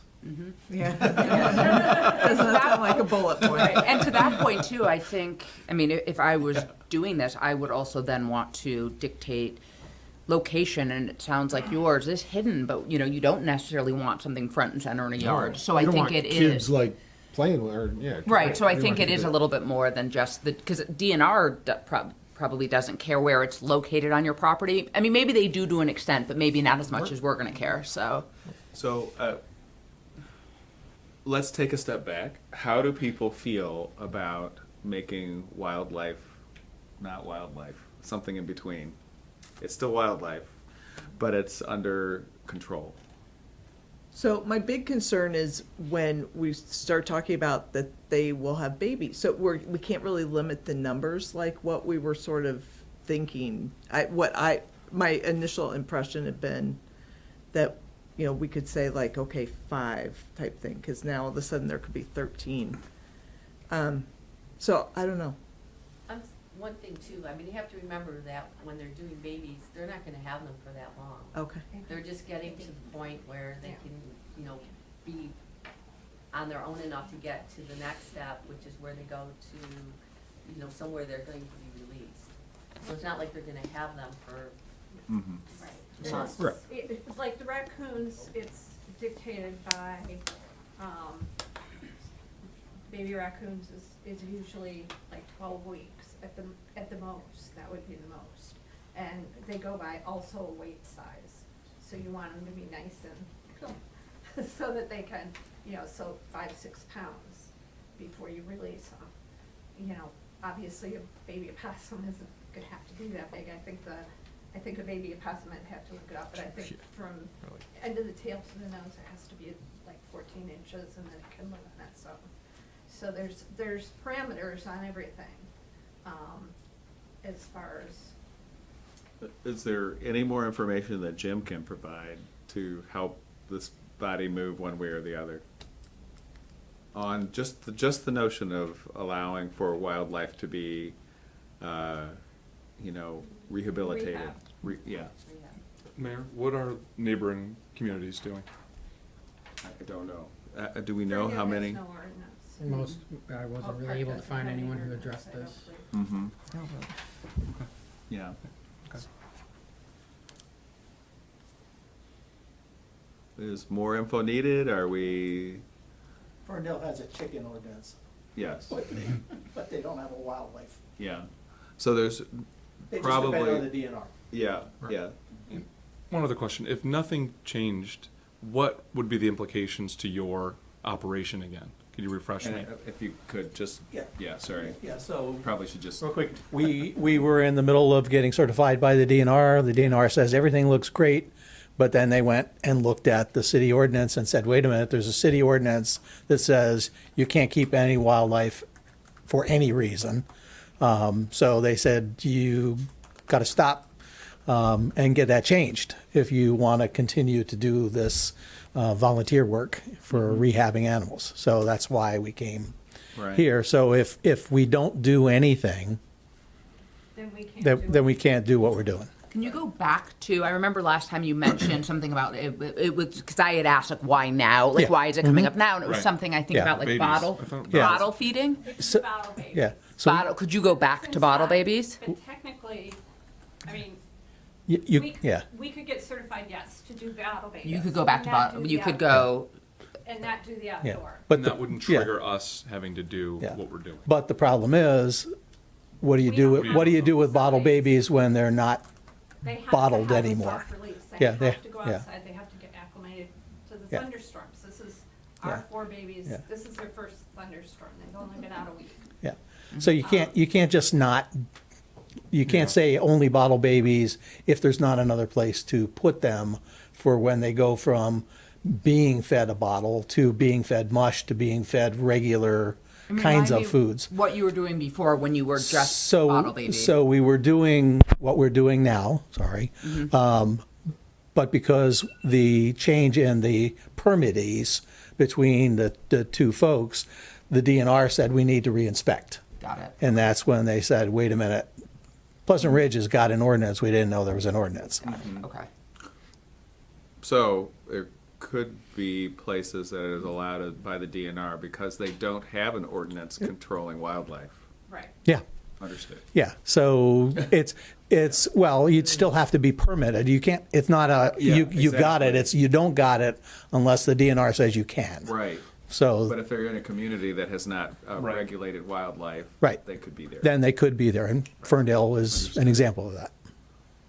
Okay. And my understanding is we regulated wildlife because we had a problem, right? I mean, that's why we have the ordinance. It wasn't, I mean, What was is that it, correct? It was before my 2017 time, or but so? something happened that triggered it. It wasn't, Yeah. I don't know what year, but. Yeah. something happened. It Okay. was So that's Maybe why it a exists. decade ago. It exists for a reason. So what was it that was the animal? Was it snakes or reptiles No, I or wanna one of say those? It was, Bunnies? was it bunnies or ducks? I think it was, I think it was ducks. yeah. I think it was We're bunnies. talking about Kensington? I think it was ducks on was Kensington. Kensington ducks. 2 ducks. But wasn't there a different issue? There was something else too. There was Somebody something had- else? Somebody had like 50 animals in there. Oh, it was it? It was animal hoarding. It was animal hoarding. So this was, it addressed Yeah. the whole. Situation. Actually, maybe across the street. Yeah. Yeah. There's a number No. of things. There was a wasn't number of one. things. Yeah. And that's why it Anyway, there was a addresses- prior Problem- condition. yeah. Okay. So there was a Yeah. reason why, so some of Yeah. these cities might not have. And we worked, Well, yeah, we and- worked with Mark McManus because he had exotic pets. or Right. Exotic animals, but Right. so the ordinance was crafted around his experience with Exotic animals. what are actual, Yeah, pets yeah. versus things you don't want. So that's Right. where that- And again, this is a short-term thing. Right, the Yeah. transient. We are not keeping them as pets. We are not keeping them because they can't be released. That's not what we do. Understood. Yeah. Right, like the Right. ducks and the other animals, Again, those so are all this- permanent. Wherever this lands, it isn't because of Yeah. of your willingness and actually a really honorable thing to make these animals good. It's us trying to grapple with how we manage our own ordinances And other people, It's right? the I mean, it's right, the other right. people. It's not. the Yeah. It's setting precedent that. That is that- So I would say the same thing. If you had wild ducks and you were keeping them without a permit from the DNR, you're in violation of state law. Flat out. So we're not telling you need to do anything to enforce state law. The DNR could have been called and they would have come in and said, sorry, the ducks got to go. You're not permitted to have them. If somebody had some wild snakes or venomous snakes, the DNR would have come in and said, sorry, that's against the law in Michigan. You can't have these. They got to go. So what we're asking is for an exception for specific animals while they're being rehabilitated so that they can go. And with the stamp from the stamp of approval from. With the DNR saying, yes, you're okay, you're doing it the right way. And then that goes back to the letter. I mean, you could absolutely just manage it by having a tick point that says, in order to rehab in the city of Pleasant Ridge, you must have,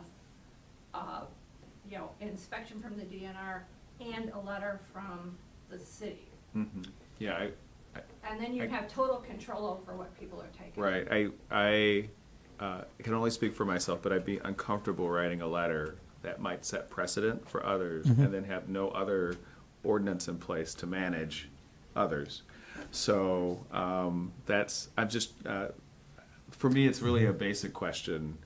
Are we comfortable asking for us to go down the path of creating an ordinance that would allow for wildlife to be rehabilitated or not? And then Jim will go back and figure out the right words and where it goes in among other ordinances. Yes. So if we want to give him that direction, then that's what we would do. You're looking very No, intently not at me you. as if I'm. I'm looking at all of you occasionally. Sorry. Katie, I am the we're all decision looking at maker. you. I don't- okay, so here, since you've been looking at me. Sorry, I can look elsewhere. No. I just felt Just all this kidding. pressure. To the point that was just made, if we are going to go down the path of allowing rehabilitation for DNR, is there within that the ability to say, but at the city commission discretion? So here are our rules, but then it does need to be presented to the commission. I mean, can there be an additional overlay to say, okay, here are our set of rules, but beyond that, it also needs to be a presentation and an actual approval? So could we add that overlay on top of whatever? Yeah, so could you? Yes, I think the lawyer might say Yeah, no. that might be a little dicey, but I the guess- DNR, I will just say the DNR would certainly say, because they've said it already, as long as we have a letter from the city council saying we're okay. So if the city council didn't do that, And they're saying then they'd say no. Right, but I'm talking more specifically for us, because at the end of the day, the DNR might be comfortable with things that we're not comfortable Right. with. And so to keep saying that the DNR needs to approve it doesn't make me feel great if the DNR is okay with things that I don't think we should be okay Or with. you think of people who might be wanting to do this, but they are not meeting your level of things. But they keep trying, so they're doing situations that are not as well done and as safe and as clean and as. Unfortunately, we always have to think of Right. the unknowns and the unforeseens Right. that could, the coulds. And that's just, it's such an esoteric thing. I'm learning a ton. This is Right. great. that's why it's so difficult to grapple with, is because it is such a difficult thing. I can understand a short-term rental, understanding all the nuances of this type of operation. This has been helpful. It's just, that's why I think Right. we all, last meeting we left going, these people are doing a great service to Thank the you. animals. We all understood that. Now it's thinking the impact How to do the you- community. And the next person that does this, how are they going, if this is something that we would do and entertain, what So are the guardrails? and Just how to would give that- you a timeline, I mean, our officers being very kind, letting us finish these 4 this year. And you've told us last time, when will they be? July, right? Well, we're sometime, yeah, Worst case scenario, we'll mid-July, second week of July. very worst case. Yeah. But to give you a timeline, these guys were found on a Tuesday. We had them on a Wednesday. So there wouldn't be time for me to come to you, wait for a city meeting, have you go through all this again, by then, those babies have had to go to somebody before I don't them. think that's what Katie. Yeah, I was not. No. It was. I think the Totally mayor understood. was saying. Yeah, totally understood. So I understand, and please understand, as I've said before, born and raised in Pleasant Ridge, I want to do this right. Again, I'll say it again. You are doing everything that seems right. It's just that I would be uncomfortable signing the letter because our ordinance says you can't. So Right. As it sits, yep. as it sits. Yep. So I see this item that either we agree as a community or as a city commission to ask Jim to do something or not. I'm not looking at you. I'm spreading the looks around. There should be a distinction between a pet and an animal that's being rehabbed. Right, the transient. Two different. I totally understand. Two different. Totally understand, but So that's sort of the question. So, If so we from want a 1928 rehab to facility in the city. 2017, there was no rule, and then in 2017 we made a rule. So like, it doesn't seem like it's a huge problem, right? Like, there's not going to be like 50 applications to become certified sub-processors. Right. What I was just going to say, as far as that is, it's a 24/7 job. I mean, you'd be lucky if you can find 2 people or 3 other people that would even want to do it. I'm a vet. I had a clinic, 30 staff, and somebody would bring in a wild bird. Nobody's taking it. It's Yeah. when they're babies. I mean, it's round the clock. It's like having an infant for 6 weeks. Who's going to give up their whole life to Yeah. do that? Yeah. So I think it's a lot of the talk is just making a bigger hill out of nothing.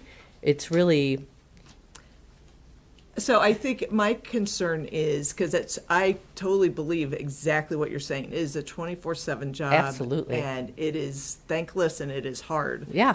But my concern is we have so many people who care deeply. They just don't realize what they may be getting into and trying to start doing and not do it well. Right. And again, I think that that's another reason why you make them have an application open with the DNR before they can even get the letter. Because if they're not willing to go to the DNR and try to get that certification, then you already know that it's not somebody who's got the skill to do it. So to me, just for what I've heard tonight, it's actually not terribly different than last month.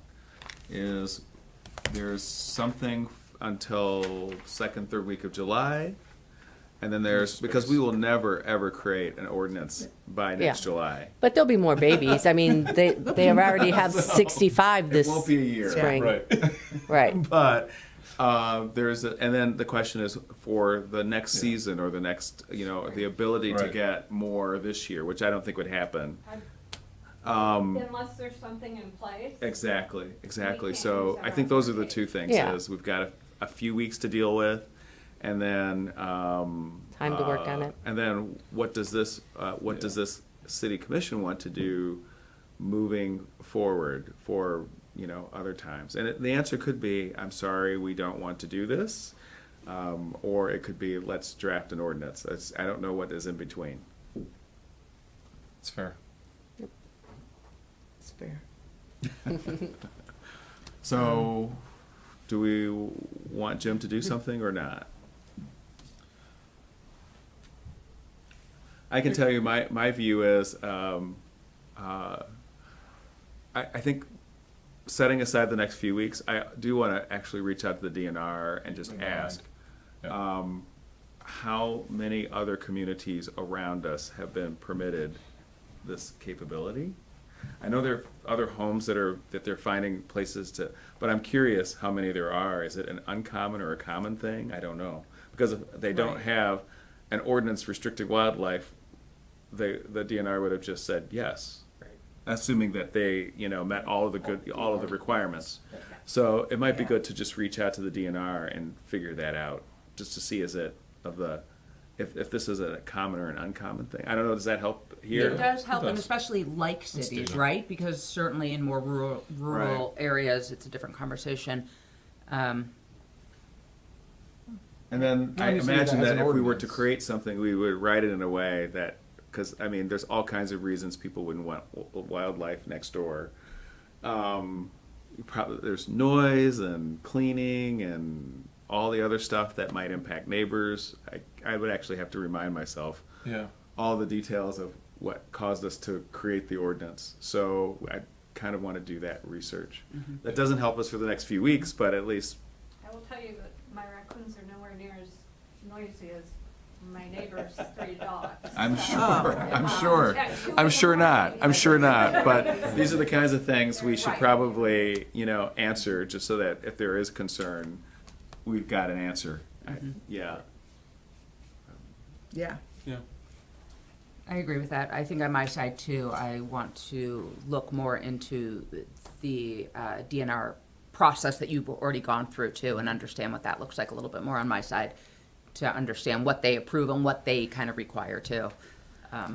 Right, because you want to see what someone who isn't you, who, might want to go through this, because that is where the big concern lies. So there are 2 officers for Oakland County from the DNR. Two? And, and I forget the gentleman's name, but he said he'd be happy to talk to you if you wanted. Great. Yeah, that would be great. Yep. He just wanted a heads up. Send me the his contact information if you Yeah. Yeah. Yeah. If we could maybe do a conference call, I'd like to tag in on that. Just listen. Okay. Can I ask a question? Just 'cause Please. I'm kind of, Sorry, I'm breaking all the was rules trying not tonight. to. Jim's gonna I'm slap Lynn. me on the wrist. I live on Maplefield, and I'm just kind of getting a little bit involved because I, care about wildlife and our community too, and I don't want sick, injured. Name and address. Oh, I'm at 52 Maplefield. Okay. Lynn Lorenzetti. In the discussion, just because also with you guys, I'm kind of new, but are we specifically talking about sub-licensed rehabbers or like the general public, right? Is it 2 different ordinances or topics, I guess? I don't, how do you separate? It's not like, distinguished, so. Oh, okay. Right, at this point. So you're it's it's not allowed. I see. So even if you're working with a licensed rehabber or, okay. Right. So I'd Is it- suggested maybe incorporating an amendment to. Yeah, like how do you divide? Right. Because Our- it is our a concern, current- right, the general public having Right. neighbors say like, oh, I've Sure. got this litter that I want to save or, but, It's transient, it's for months, not years. right, Yeah. right. And right now, our ordinance defines pets and wildlife. We don't have this thing in the middle that says why you would capture wildlife to rehabilitate them. Right. So right. the question is, would we want to do that, to make that exception in the way that we define wildlife? Right.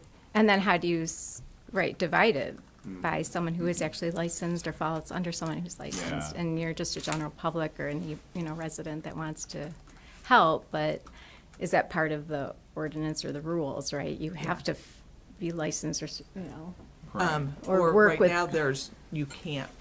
Right. It's prohibited. Right, right.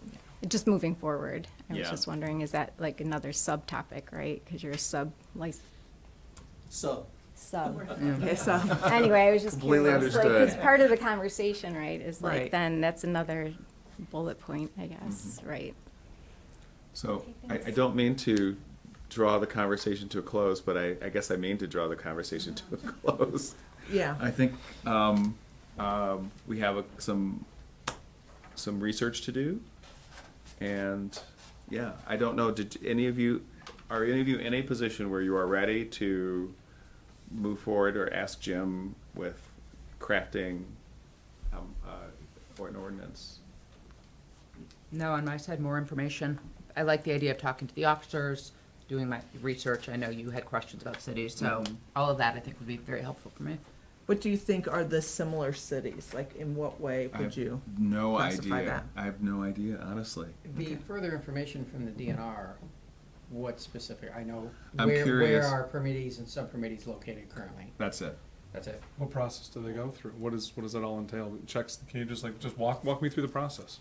And have they encountered this before? Like, are there Yeah. cities that somebody had a certification pending some sort of something from the city, and how did that go? And, yeah, where they get rejected, like, how stringent are their requirements? And how often, because I know you didn't know the answer, but how often they come back to re-inspect? Because you weren't sure if it was annually or, how often are they Every couple checking in? years. see if you were actually the the licensed rehabber or the permitted Right. rehabber. Mm-hmm. But for, yeah, our discussion, if we're only talking about subs here anyway, but how often that's being looked at. Right. Okay. So, sorry that we don't have an exact answer for you, but this is the messy process of writing ordinances or not. Could we request that next time it's on an agenda that somebody let us know? Because I didn't know until last month. Oh, our general rule is to, the answer is yes, definitely, but generally we publish our meetings, actually, all the time, we publish them at least 24 hours in advance. But we'll let you know because we know this is directly related. Yeah, 'cause- We'll reach out. We'll reach out. Thank you. I appreciate that. Yeah. And again, we're available for anybody that wants to talk. If you want to come see what we're doing. Sure. We're available for that. We will, the DNR officer who requested if we give out his number to give him the number of who's going to be contacting him and what the direction is. But, so we will take care of that also.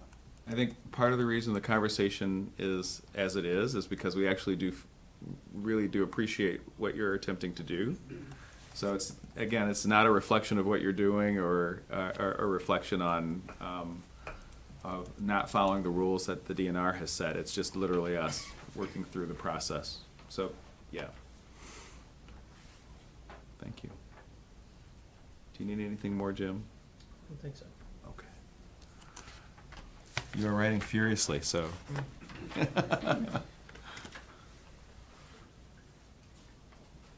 You had something that escaped. How often they come to re-inspect. Okay.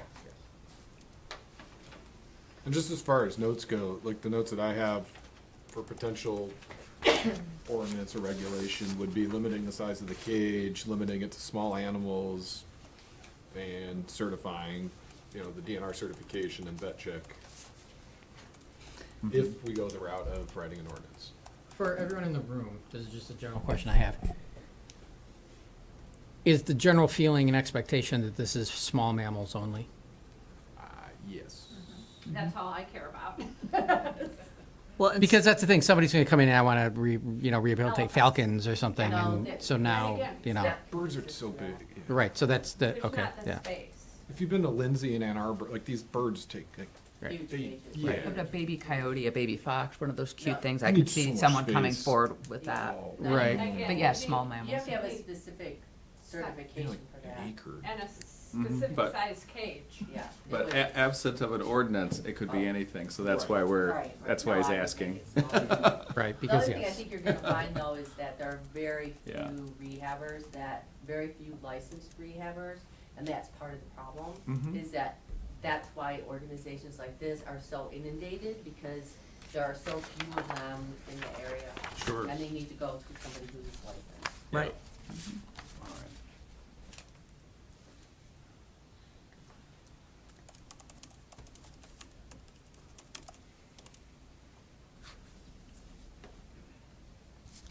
Good? Yeah. Okay. Thank you, guys. Thank you. Yes, thank you very much. And again, please reach out if you want Okay. to see what we're doing. We will. Mhm. Thank you.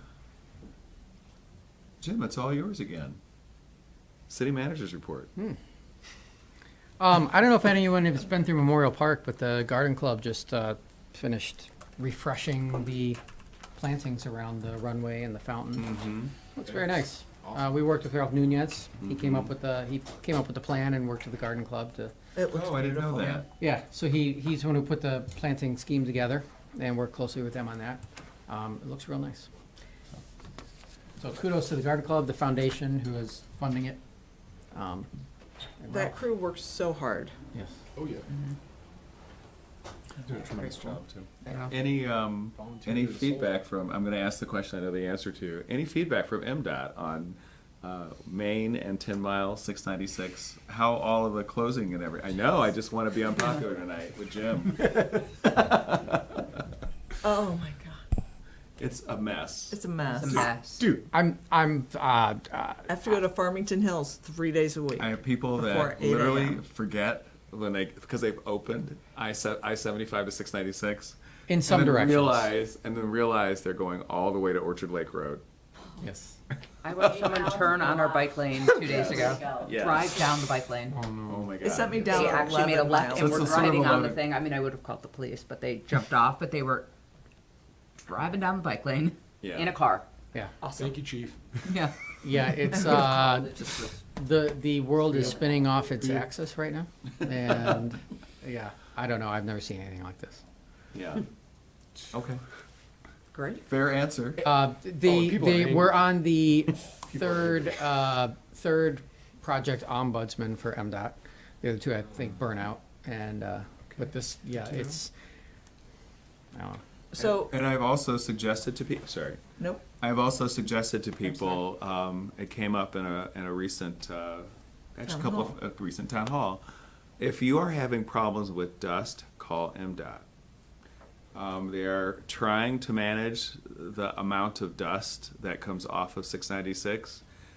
The problem is that it isn't dust; it's lime. Concrete, yeah. So if you're finding oxidation, rust, other things as a result of the dust coming off of I-696, we're thankfully in Pleasant Ridge kind of usually not getting the dust storm. It's Royal Oak and Southfield.